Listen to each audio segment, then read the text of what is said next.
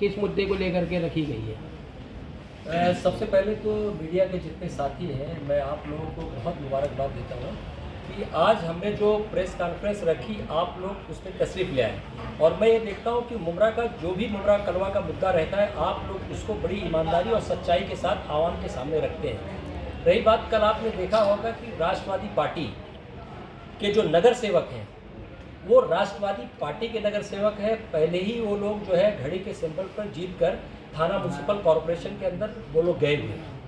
कल हमारी पूरी टीम जो है, अजीत दादा पवार जो उप मुख्यमंत्री महाराष्ट्र के हैं, उससे मिलने के लिए गए।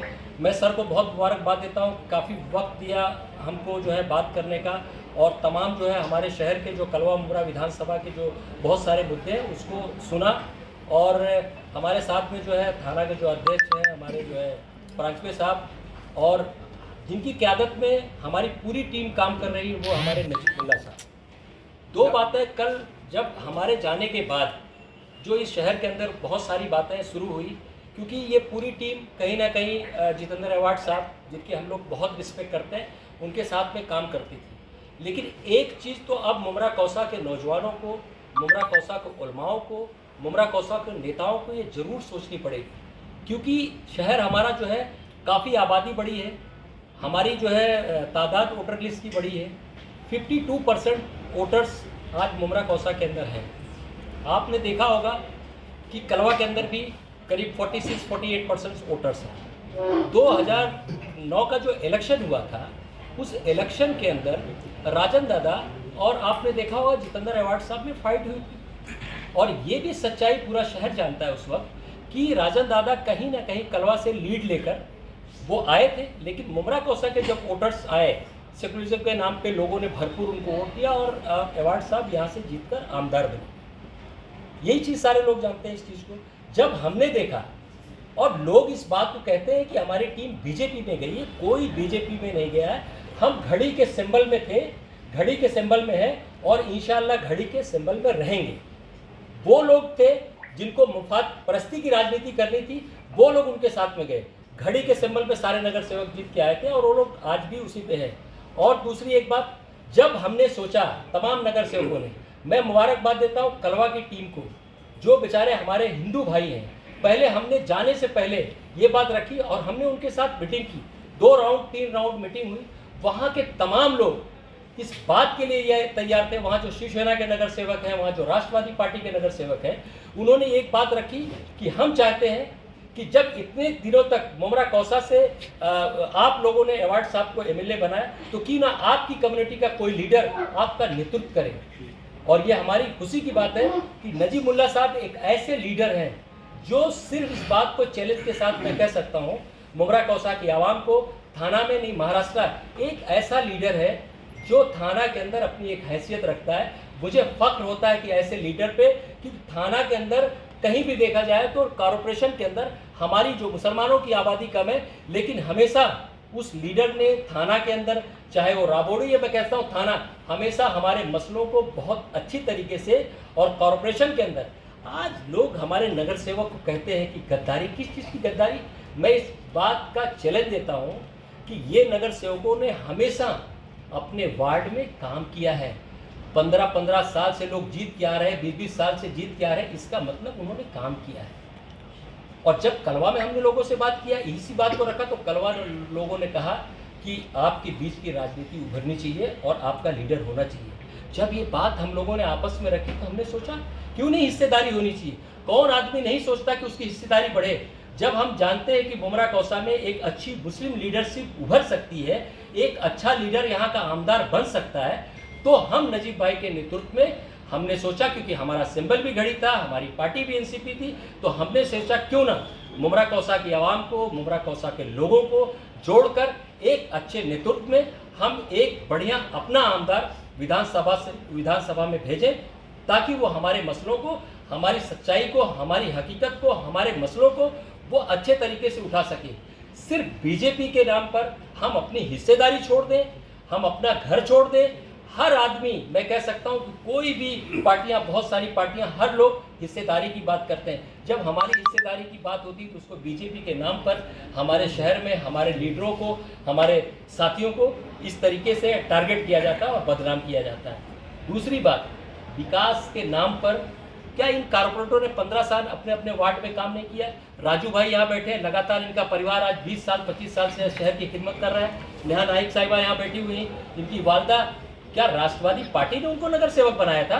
नगर सेवक कहीं ना कहीं इस शहर की आवाम ने हफीजा नाइक को बनाया था। अश्विन राउत लगातार 15-20 साल से जो है नगर सेवक है, उनको क्या राष्ट्रवादी पार्टी इन लोगों ने बनाया था? साहब ने बनाया था? कहीं ना कहीं मुमरा की आवाम ने और समाजवादी पार्टी से वो जीत कर आई थी। जब आप कोई काम करते हो, जब आप दूसरी पार्टियों से तोड़कर अपनी पार्टी में लाते हो, तो उसको जो है उसको सही ठहराया जाता है। अब जब कोई अपनी ही पार्टी में रह के अपने सिंबल पे जीतकर अपनी पार्टी में रहता है, उसको गद्दार कहा जाता है। कहाँ का ये मतलब जो है सिस्टम है? तो यही कहना चाहता हूँ कि मुमरा कौसा के तमाम लोगों से, खास कर जो मैं नौजवानों से, कि अब हिस्सेदारी का वक्त आ गया है। 52% आप हो। मैं कलवा मुमरा की आवाम को और हिंदू भाइयों को बहुत बहुत जो है उनका शुक्रिया अदा करता हूँ कि उन्होंने पूरी ताकत दी। 2 दिन पहले कलवा में हमारी ऑफिस की ओपनिंग हुई थी। जिस मोहब्बत के साथ, जिस ताकत के साथ उन लोगों ने जो है नजीब भाई का और एनसीपी का साथ दिया है, तो अब मुमरा के लोगों ने जो आज जो नगर सेवक, जो लोग हमारे साथ जुड़े हैं, और उनको मैं बहुत मुबारकबाद देता हूँ, उनका शुक्रिया अदा करता हूँ कि किसी लालच में ना आकर उन्होंने अपनी कम्युनिटी को सोचा, अपनी हिस्सेदारी को सोचा। आज नजीब भाई के साथ पूरी ताकत से खड़े हैं। जफर नोमानी ये साथी, संघर्ष का साथी, मैं खुद इस बात को कह सकता हूँ, मुमरा के एक आवाम को इसको बात को कह सकता हूँ कि आज कोई ये इल्ज़ाम नहीं लगा सकता। मेरा जीवन जब से मुमरा कौसा में 94-96 से स्टार्ट हुआ है, सोशल एक्टिविटीज, चाहे कोई मसला हो, सामाजिक काम हो, उसमें बढ़ चढ़ कर हिस्सा लिया है। उसके बाद रही बीजेपी की बात, रही इसकी बात, कोई ऐसी बात नहीं है। ये सारे लोग मिलकर मुमरा कौसा काम करेंगे। और 2-3 बातें मैं आपके सामने रख दूं, फिर सवाल करिएगा। विकास के नाम पे जो कॉर्पोरेशन का काम होता था, जो जिम्मेदारी होती थी, वो तमाम नगर सेवकों ने अपने अपने इलाके में किया है। लेकिन विकास के नाम पे जरा लोग बहुत विकास की बात करते हैं, तो जरा टोरेंट की भी बात होनी चाहिए। जरा आज तक हेल्थ एजुकेशन मिनिस्टर से तो हॉस्पिटल की बात होनी चाहिए। जब हैंगिंग गार्डन लाने की बात आई तो उसकी भी बात होनी चाहिए। सब हैंगिंग मार्केट की भी बात होनी चाहिए। और सबसे बड़ी बात और आखिरी बात मैं यहाँ के तमाम लोगों से कहना चाहता हूँ कि इस चीज़ को तो आपने देखा होगा, इस पर कोई भी सियासत करने की जरूरत नहीं। मैं आज भी साहब से कहता हूँ, आज भी तमाम साथियों से कहता हूँ, कब्रिस्तान पे कोई भी पार्टी सियासत ना करे।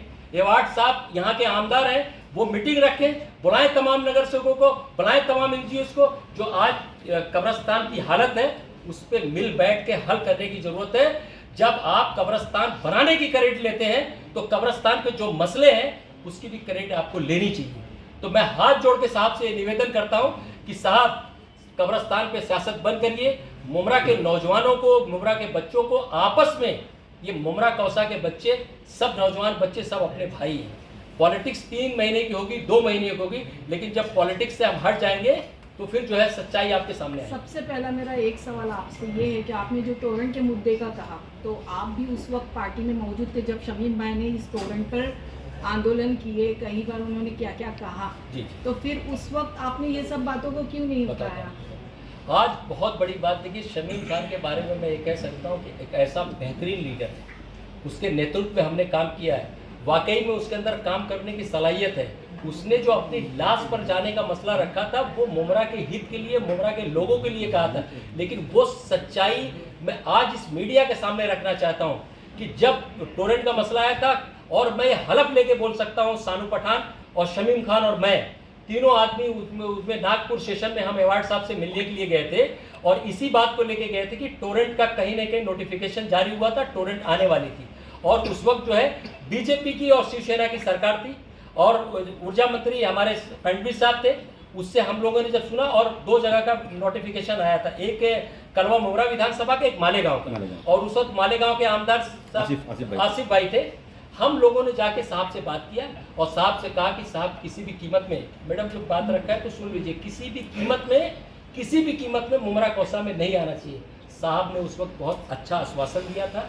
साहब की बातों को हम लोग पत्थर की लकीर समझते थे अगर उन्होंने कह दिया। और उस लकीर को समझने के बाद जब शानू भाई शमीम भाई इस बात सच्चाई को जानते हैं, उसी का भरोसा करके वो आदमी उसी का भरोसा करके मुमरा कौसा में आया और प्रेस कॉन्फ्रेंस करने के बाद उसने यही बोला था, क्योंकि उसको नागपुर में एसोसिएशन मिला था विधानसभा के अंदर। तो बताइए, जब उसका लीडर, जो हमारा लीडर अगर इस बात को कहता है कि मुमरा कौसा में टोरेंट नहीं आएगी, तो उसके बाद भी टोरेंट आई। उसी चीज़ को शमीम भाई देखने के बाद प्रेस कॉन्फ्रेंस में उन्होंने बोला था, मैं टोरेंट को मुमरा में नहीं आने दूंगा और टोरेंट आएगी तो उसकी लाश खींची जाएगी। एक आदमी शहर को बचाने के लिए, शहर को रोकने के लिए अगर ऐसी बात कहता है तो उसका लोगों को मजाक नहीं उड़ाना चाहिए। ये सच्चाई थी, मैंने रख दिया। इस सच्चाई को आप पॉलिटिकल ना समझें और चैलेंज के साथ में बात करें। 3 लोग हम लोग मौजूद थे, मैं था, शानू भाई थे और शमीम भाई थे जी। मुमताज भाई, कब्रिस्तान पे आपने कहा, कब्रिस्तान पे कि कब्रिस्तान के बारे में आप कह रहे हो, तो इतने सालों से कब्रिस्तान का मुद्दा हमेशा चर्चा में रहा है, तो आप लोगों ने उस वक्त आवाज क्यों नहीं उठाई? हम लोगों ने हमेशा साहब को लेके कारपोरेट के सारे लोगों ने ये बात रखी कि कब्रिस्तान का मामला सही होना चाहिए। और अब मैं बता रहा हूँ ना, अब देखिए क्या किया क्या नहीं किया, लेकिन यही चीज को देखते हुए अब हम जानते हैं इस शहर की जो झूठ की राजनीति, जो सिर्फ जो है दिखावे की राजनीति है, सिर्फ क्रेडिट लेने की राजनीति है, इस राजनीति को खत्म करने के लिए ही आज एक अच्छा ग्रुप, एक अच्छा जो डर का माहौल था, जो लोग कहीं ना कहीं सच्चाई बोलने के लिए कारपोरेटर डरते थे। आप तो ये भी देख सकते हो कि जितना कारपोरेटर का, थाना म्युनिसिपल कॉर्पोरेशन का जो बजट आता है, जो कारपोरेटर काम करता है, आज तक उसका क्रेडिट किसने लिया? आज तक कभी उन नगर सेवकों को बैठाकर उनको बात की गई कि चाहे ये मैं कह सकता हूँ जफर नुमानी यहाँ कारपोरेटर थे, जब जफर नुमानी के वार्ड के अंदर हॉस्पिटल बनता है तो कहीं नहीं कहीं कॉर्पोरेशन बढ़ता है, तो क्रेडिट तो कहीं नहीं कहीं जफर नुमानी को मिलना चाहिए। देखिए, इस 15 सालों से आपके कुछ कारपोरेटर्स उस पार्टी में मौजूद थे, फिर 15 सालों में उनको ये सब चीजें क्यों नहीं दिखाई दी? उस वक्त उन्होंने इतने 2 इलेक्शन गए, उसमें उन लोगों ने पार्टी क्यों नहीं चेंज किया? आज उन लोगों को पार्टी चेंज करने का क्या सवाल आया? एक भी कारपोरेटर ने पार्टी नहीं चेंज की है मैडम, मेरा चैलेंज है। सारे लोग राष्ट्रवादी, अवार्ड साहब को तो छोड़ा ना, मैं अवार्ड साहब बता रहा हूँ ना, अवार्ड साहब से तो हम ये कह रहे हैं ना कि हमको हिस्सेदारी चाहिए। आज हमारे वोटर्स पड़े हैं, आज हम कलवा की आवाम जो वहाँ के हिंदू भाई हैं वो हमारे साथ खड़े हैं, वहाँ के नगर सेवक खड़े हैं। तो क्या ये जो है हमारे नगर सेवक या मुमरा कौसा से कोई मुस्लिम लीडरशिप कोई नहीं उभरना चाहिए? क्या हमारा हक नहीं है कि हमारा भी लीडर जो है? और नजीबुल्लाह में बता दीजिए, शहर के जितने भी लोग हैं, मैं कह सकता हूँ नजीबुल्लाह में क्या कमी? एक ऐसा लीडर जो थाना कॉर्पोरेशन में 20 साल से लगातार लोगों की सेवा कर रहा है, लोगों का मसला उठा रहा है, और ये भी कह सकता हूँ उसको काफ़ी एक्सपीरियंस है। साहब तो ठीक है, लोगों ने आमदार बना है, लेकिन एक बार अगर साहब नगर सेवक होते ना, एक नगर सेवक होते, तो उनको समझ में आता कि ये जो कारपोरेटर जो यहाँ बैठे हुए हैं, इनका दर्द क्या है। बाकी बातें देखिए, बहुत सारी बातें हो जाएंगी, और मैं जो बातों को यही खत्म करता हूँ, इंशाअल्लाह राष्ट्रवादी पार्टी ने प्रवक्ता बनाया है।